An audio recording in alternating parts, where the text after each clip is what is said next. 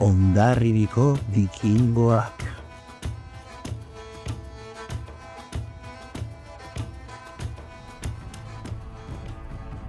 Bazen behin itsaso ondoko herri txiki bat. Bere izena Hondarribi zen. Bertako biztanleak arrantzaleak ziren gehienak, eta pozik bizi ziren haien arrainekin. Egun batean, talaiariak balea bilatzen zegoela zerbait arraroa ikusi zuen. Drakar itsasontzi bat zen, bikingoen itsasontzia. Itzazabaletik bikingoak etorri ziren, Hondarribiko altxorreta bitxien bila.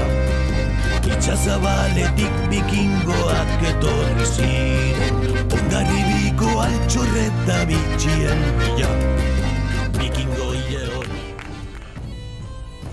Bikingoak gerlari indartsu eta beldurgarriak ziren. Itsasoaren ondoan zeuden herrietan lapurretak egitea gustatzen zitzaien. Buruan kaskoa zuten, haserre aurpegia eta bizar luzea izaten zuten beti. Haien ilea hori-horia zen. Talaiariak bikingoen itsasontzia ikusi zuenean, adarra jo zuen, ozen.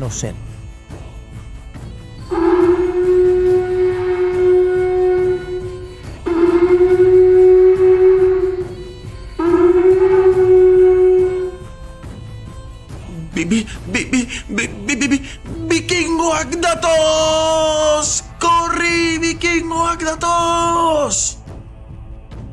Itsaso ondoko herri guztiak bikingoen beldur ziren, eta haien itsasontzia ikusten zutenean, beldurraren beldurrez korrika egiten zuten mendian gora. Hondarribiko biztanleak guztiz beldurtuta zeuden, eta oihuka hasi ziren. Oskar, herritik alde egin behar dugu.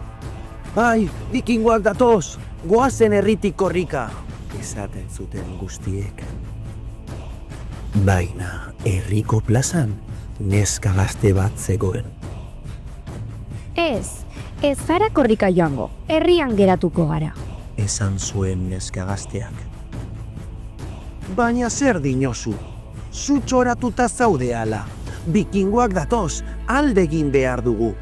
Erantzun zioten herrikoek beldurtuta.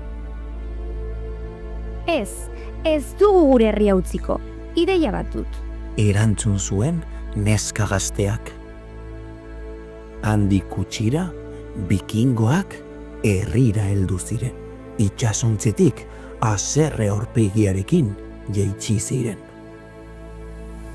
Bapatean, herri guztia txaloka eta oihuka hasi zen. Ue, bikingoak etorri dira! Ongi etorri bikingoa! Onenak zarete bikingoak, ongi etorri Hondarribira! Aupa zue, onenak zarete! Bikingoak liluraturik zeuden hori ikusteaz. Ze arraroa, guk beldurra ematen dugu. Herrietan bildurra handia digute, eta euskaldun hauek txaloka daude. Zoratuta al daude, pentsatu zuten bikingo guztiek. Hondarribiko pertsona guztiek pozik esan zieten bikingoei. Ongi etorri gure herrira bikingoak, sartu herrira lasai eta atseden hartu. Baskari eder bat prestatu dugu zuentzat. Bikingoak herrira sartu zirenean, ezin zuten sinistu ikusten zutena.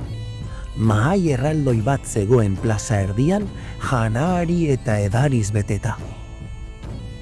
Mahaian eseri ziren, eta jan, edan eta edan ibili ziren egun osoa.